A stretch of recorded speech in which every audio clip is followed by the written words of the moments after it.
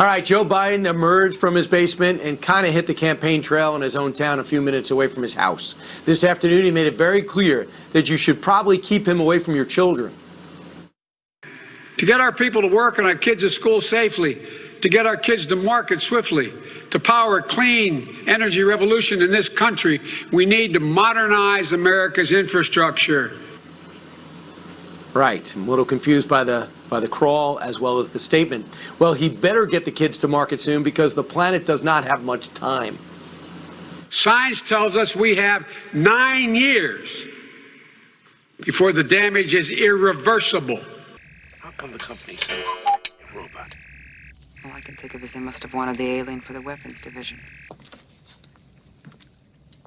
Ash, can you hear me?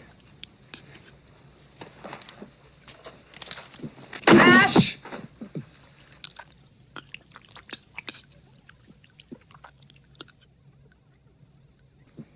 What about our lives, you son of a... I repeat, all other priorities are ascended. Bullshit. You still don't understand what you're dealing with, do you?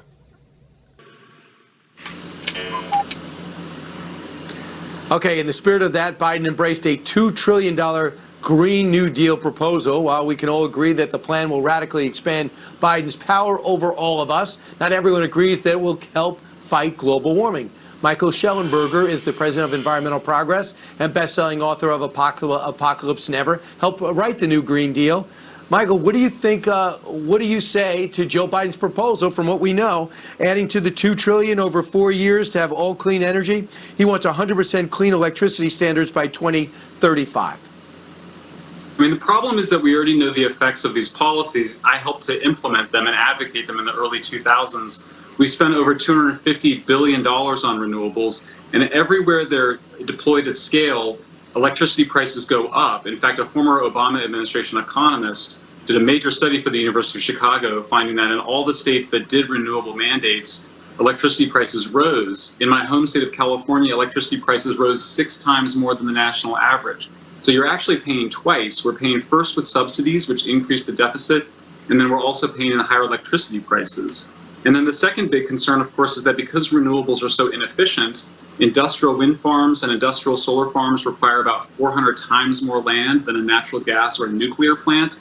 The impacts on wildlife are enormous. So we see industrial wind turbines killing condors, bald eagles, and now they want to string up transmission line through the sand hills of Nebraska, which would potentially kill whooping cranes, one of our most beloved endangered species. Michael, who's writing this stuff? This is something that we heard Jay Inslee talk about. We heard Elizabeth Warren talk about. This has never been part of Joe Biden's agenda. Since when? Well, that's probably fair. I mean, I think the obvious thing, if you cared about nuclear power, you would do nuclear energy. I mean, if you cared about climate change, you would do nuclear power. The only country that significantly reduced its emissions is France. It's 75% nuclear. It spends about half as much for electricity as Germany, which is phasing out nuclear and scaling up renewables. Look, I just think that the radical left has just taken a big part of the Democratic Party. One of the things that I was really surprised to discover in researching Apocalypse Never is that really it's just about a dozen people that were major donors to President Obama who benefited the most from really about $90 billion in subsidies and taxpayer subsidies. So my concern here is it's not just that it's bad for consumers, bad for workers. You increase energy prices and there's always the risk that more jobs will go to China. Unemployment's already at 10%, but it also just ends up rewarding the insiders, the people that have special access to the president. Michael, 30 seconds. What will happen if we rejoin the Paris climate deal?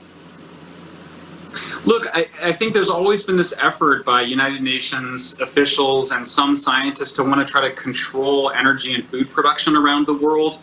Those decisions are really best made by countries on their own. Look, you know, most carbon emissions in rich countries have gone down. Our carbon emissions have gone down over the last 15 years. In Apocalypse Never, I talk about how that's actually due to the fracking natural gas revolution, which most environmentalists oppose. So the two technologies that have done the most to address climate change and reduce humankind's impact on the natural environment, fracking and nuclear power, are actually opposed by candidate Biden's coalition. And that's what concerns me.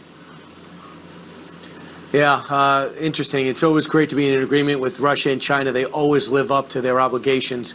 Michael, thanks so much. Appreciate your expertise. It's a great book.